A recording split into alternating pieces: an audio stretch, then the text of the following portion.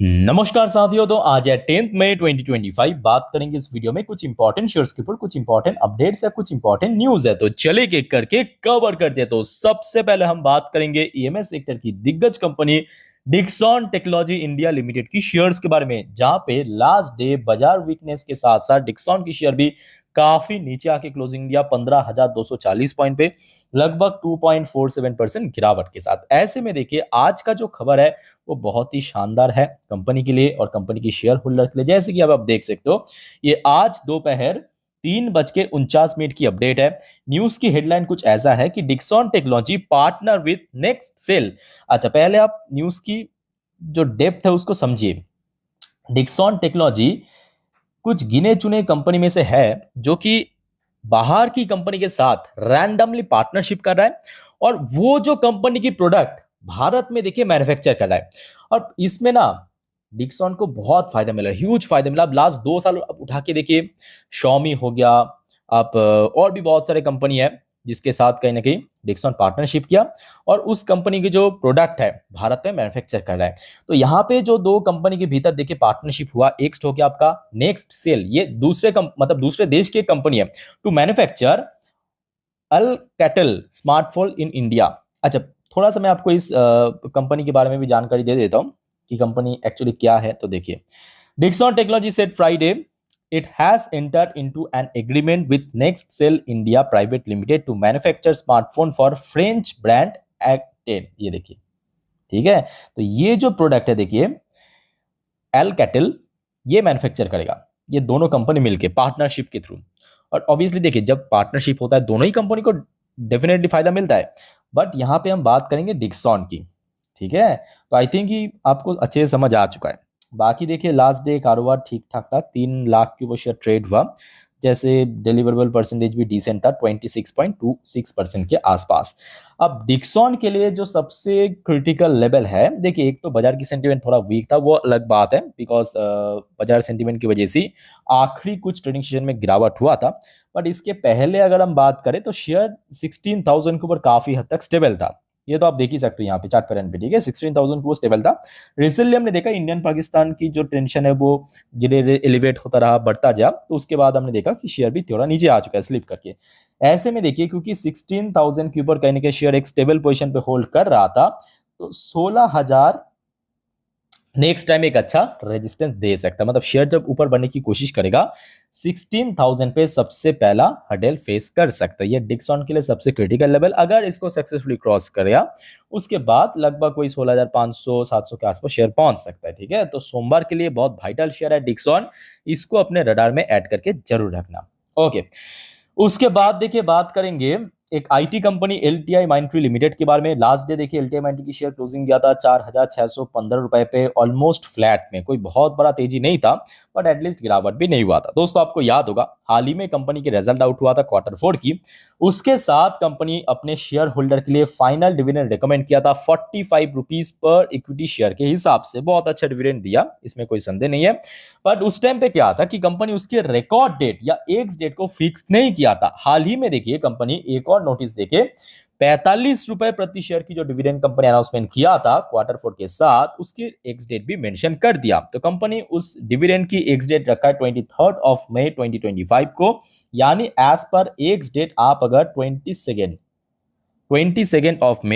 या तो उसके पहले खरीदारी किया एलटीआई माइंट्री की शेयर, तो आराम से एलिजिबल बन जाएंगे ये 45 रुपए डिविडेंड पाने के लिए। क्लियर हो चुका है।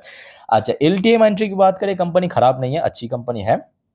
इस क्वार्टर देखिए थोड़ा डिसेंट था, मतलब बहुत अच्छा आप इसको कह नहीं सकते हो, बिकॉज एक तो देखिए मार्जिन थोड़ा सा लैग किया है, बट अदरवाइज ग्रोथ रखा है मिनिमम एक 2.5% करके ईपीएस एंड नेट प्रॉफिट में ग्रोथ हुआ, और आपके रेवेन्यू के अंदर भी लगभग 9.5-10% के आसपास कंपनी ग्रोथ रखा है, ठीक है।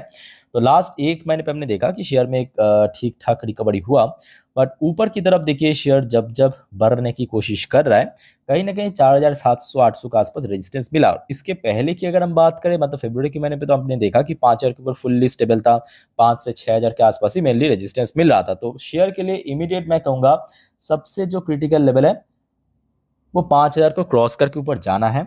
अगर सक्सेसफुली पहुंच गया, तो लगभग 6,000 के आसपास एक अटेम्प्ट ले सकता है। ठीक है, तो ओवरऑल बात करें अच्छी कंपनी है, एक टाइम पे निफ्टी की पार्ट था, अभी तो बाहर आ चुका है। ओके, सो नेक्स्ट दोस्तों हम बात करेंगे एंजल वन लिमिटेड। तो देखिए सबसे पहली बात, इंडिया पाकिस्तान के भीतर जब टेंशन बढ़ रहा था ना, खास करके इस एक क्षेत्रों पे काफी गिरावट हुआ था, क्योंकि आप देखिए नॉर्मल एकदम कॉमन सेंस लगा के सोचिए, जब बाजार में गिरावट होता है नॉर्मली जो रिटेल इन्वेस्टर्स या रिटेल निवेशक की पार्टिसिपेशन बाजार के प्रति काफी कम हो जाता है। उनमें सबसे ज्यादा नुकसान किसको होता है? इस टाइप की कंपनी को जो एक्चुअली सर्विस देता है इक्विटी मार्केट के ऊपर। ठीक है, और दूसरी बात ये भी है कि नवंबर पे जब हमने देखा था सेबी की तरफ से एफएनओ सेगमेंट को रूल्स एंड रेगुलेशन चेंजेस के बाद, तो इस पर्टिकुलर सेक्टर की तो पूरा धज्जे उड़ गया। आप समझ सकते हो क्वार्टर फोर कितना मतलब इतना बढ़िया कंपनी क्वार्टर फोर इतना खराब निकालती है। अब फिर भी मैं कहूंगा सही है, फिर भी सही है, बिकॉज जहां पे मोतीलाल ओसवाल सीधा सीधा प्रॉफिट से लॉस बुक कर सकते हैं, उस हिसाब से एंजल वन तो परफेक्ट है ना। तो एंजल वन की शेयर लास्ट डे क्लोजिंग दिया था, भले ही देखिए 10 बजे के आसपास काफी नीचे पहुंच गया था, बट क्लोजिंग एक्चुअली दिया फ्लैट में। ऐसे में देखिए आज की डेट में जो बढ़िया खबर आ रहा है, बोफा, बोफा मतलब कौन? बोफा मतलब बैंक ऑफ अमेरिका। तो देखिए सुनने को आ रहा है कि बोफा ने एक्चुअली एक्वायर किया लास्ट डे एक्चुअली एक बहुत बड़े ब्लॉक डील के थ्रू एंजल वन एंड नुभामा, दोनों ही देखिए ब्रोकरेज फर्म है, जिसके अंदर लगभग 500 करोड़ के आसपास निवेश किया, अपने मोटा स्टेक पी किया। सुनने को आ रहा है कि एंजल वन की शेयर जो है शुरू में थोड़ा बाई किया था, जबकि शेयर 1.5% डिस्काउंट में चल रहा था। ये देखिए मतलब शुरू में आप लोगों ने देखा होगा कि थोड़ा बहुत नीचे चल गया था। ठीक है, लगभग 1.5% नीचे पहुंच गया था, मतलब डिस्काउंट में परचेज किया। अब स्टेक वाइज बात करें, लगभग कोई 1% के आसपास स्टेक यहाँ पे पीक किया एंजल वन के अंदर। ठीक है, तो नेक्स्ट डे के लिए मैं कहूँगा ये भी काफी वाइटल शेयर है, बिकॉज जब कोई बड़े ब्रोकरेज फर्म, कोई बड़े कंपनी निवेश करते हैं कोई छोटे कंपनी में, तो आप समझ सकते हो उसका पॉजिटिव एडवांटेज मिलता है ट्रेडिंग में। ठीक है, सो एंजल वन के लिए देखिए सबसे क्रिटिकल लेवल मैं समझ सकता हूँ कि यहाँ पे 2,500 के आसपास है। 2,500 के आसपास एक्चुअली इसके पहले काफ़ी स्ट्रगल भी किया था शेयर, और हाल ही में हमने देखा शेयर क्रॉस करके नीचे आने के बाद बार बार वही कभी 2,400 कभी 2,500 के रेंज में बार बार रेजिस्टेंस मिल रहा है। ठीक है, अच्छा दोस्तों अब आगे बढ़ते हैं टाटा मोटर्स। ये एक चीज तो आप लोगों ने आई थिंक नोटिस किया होगा कि लास्ट 5 दिन पे जहां पे बाजार इतना क्रिटिकल टाइम में गुजर रहा था, टाटा मोटर्स दोस्तों इतने क्रिटिकल टाइम पे आप समझ सकते हो कि सिर्फ लास्ट 2 से 3 ट्रेडिंग सेशन पे 10% के आसपास 9.61% मूवमेंट दिया। तो इसके पीछे क्या राज है? राज देखिए बहुत सिंपल है, मैं आपको इसके पहले भी कहा था कि अगर ऐसा सक्सेसफुली हो गया तो टाटा मोटर्स को बहुत फायदा मिल सकता है। ये मैं आपको थर्सडे के दिन कहा था, याद कीजिए, बृहस्पतिवार को रात में आपको कहा था, है ना। तो एक्चुअली बात ये है कि सुनने को आ रहा था कि यूएस कोई एक बड़े रेस्पेक्टेड नेशन के साथ डील करेगा। ये बुधवार की अपडेट था, और थर्सडे के दिन मालूम पड़ा वो जो रेस्पेक्टेड बड़े नेशन की बात यूएस कर रहा था वो था और कोई नहीं बल्कि यूके। अब उसके बाद एक्चुअली टाटा मोटर्स की शेयर लास्ट डे हमने देखा ऑलमोस्ट 3% के ऊपर आया, क्लोजिंग दिया उस लेवल के ऊपर। और सबसे वाइटल लेवल ये था कि जहाँ पे लास्ट कुछ महीनों पे स्ट्रगल किया, यानी लगभग कभी 690 कभी 695 कभी 700 के आसपास, लास्ट डे इसको सक्सेसफुली रिक्लेम किया, क्लोजिंग दा वो भी 709 रुपए, मतलब 700 की बहुत ऊपर। ओके, तो देखिए इसमें क्या कैसे बेनिफिट मिलेगा, पहले आप समझिए चीज़ों को। देखिए टाटा मोटर्स की बहुत सारे सेगमेंट पे, ठीक है, एक तो डोमेस्टिक मार्केट में अपना सीवी वीवी ईवी ये सब तो है, पर अगर हम ग्लोबल मार्केट की बात करें टाटा मोटर्स के पास दोस्तों वो ब्रह्मास्त्र है। कौन सा? प्रीमियम व्हीकल्स, जो कि आज की डेट में भारत की कोई भी कंपनी के पास नहीं है। प्रीमियम व्हीकल्स की सेगमेंट यानी जैगुआर एंड लैंड रोवर, और टाटा मोटर्स की सबसे ज्यादा जो रेवेन्यू आता है आज की डेट में, बैलेंस शीट अगर आप उठा के देखेंगे, वो जेलर सेगमेंट से ही आता है। अब ये जो जेलर सेगमेंट है ना, ये एक्चुअली इसका जो प्लांट है, मैन्युफैक्चरिंग प्लांट है, वो दोस्तों यूके की है। ठीक है, यूके के अंदर ही होता है। अब क्योंकि यहाँ पे डील साइन हो चुका है यूएस और यूके के भीतर, तो आप समझ सकते हो यहाँ पे जो रेसिप्रोकल टैरिफ यूएस ने पहले चार्ज किया था उसको कम कर देगा। तो यूके के थ्रू जब एक्सपोर्ट करेगा टाटा ने अपना प्रोडक्ट, उसके ऊपर देखिए यूएस की टैक्स जो है काफी कम पड़ेगा। समझ आ चुका है ना। तो फायदा किसको मिला? इनडायरेक्टली टाटा मोटर्स को, डायरेक्टली नहीं, इनडायरेक्टली घुमा के मिला है। ठीक है, तो जिसके चलते लास्ट टाइम ने देखा बाजार इतना क्रिटिकल रहने के बावजूद भी टाटा की शेयर में बहुत अच्छा मूवमेंट हुआ। बस इसके छोड़ के और कोई दूसरा रीजन है नहीं। क्लियर? अच्छा, आगे देखिए 750 800 अभी तो काफी लंबा रास्ता बाकी है, बिकॉज शेयर में जब गिरावट हुआ था बहुत गिरा शेयर, मतलब 1,000 रुपए में चलने वाली शेयर 1,000 के ऊपर 1,000 रुपए ने 1,000 के ऊपर शेयर अपना हाई टच किया था जुलाई के महीने में, वहां से तो काफी टूट चुका था। ठीक है, सो नेक्स्ट डे के लिए ये भी काफी वाइटल कंपनी है। आगे बढ़ते हैं, देखिए आईपीओस के जीएमपी चलिए फटाफट देख लेते हैं। जैसे कि virtual Galaxy infotech SME IPO 10.56% की प्रीमियम चल रहा है। Swiggy DLM BSc SME IPO 38.38% की प्रीमियम चल रहा है ग्रे मार्केट में, बाकी ऑलमोस्ट लिस्ट हो चुका है। ओके, अच्छा नेक्स्ट दोस्तों हम बात करेंगे हम सबके डार्लिंग, हम सबके फेवरेट हिंदुस्तान एरोनॉटिक्स लिमिटेड यानी एचएएल की शेयर के बारे में। आइए देख लेते हैं क्या है मामला। और उसके पहले दोस्तों एक छोटा सा रिक्वेस्ट आप सभी को करूंगा, अगर आपको वीडियो अभी तक अच्छा लगा, इन्फॉर्मेटिव लगा ना, प्लीज वीडियो को लाइक करना और प्लीज चैनल को सब्सक्राइब करके जरूर रखना इस टाइप की इन्फॉर्मेटिव वीडियो हर रोज पाने के लिए। ओके, देखिए एचएएल के ऊपर एक आप लोगों का डाउट्स है, दूसरा एक खबर है। पहले मैं आपको खबर सुनाता हूं, ठीक है। देखिए बहुत सारे कंपनी बैंक्स अपने क्वार्टरली रिजल्ट आउट कर चुका है। नेक्स्ट वीक पे याद रखना, नेक्स्ट वीक पे एचएएल भी अपना अर्निंग प्रेजेंट करेगा। कब करेगा? डेट अनाउंसमेंट कर चुका है 14 मई 2025 को। 14 मई 2025 कंपनी की रिजल्ट आउट होगा। और आप सभी को दोस्तों मैं रिक्वेस्ट करूंगा चैनल के साथ कनेक्टेड जरूर रहना। जब भी कंपनी की तरफ से अपडेट आ जाएगा डेफिनेटली सबसे पहले मैं आपको इसी चैनल को ऊपर अपडेट दे दूंगा वीडियो के थ्रू, ठीक है। तो चैनल को सब्सक्राइब करना जरूरी है। अच्छा, दूसरा जो मैं कहूंगा कोई खबर नहीं है बल्कि एक डाउट्स है। डाउट्स क्या है? ये देखिए आज शाम के वक्त जब ये खबर आया कि भारत और पाकिस्तान के भीतर ऑफिशियली सीज फायर हो चुका है। क्या कहा? ऑफिशियली सीज फायर हो चुका है।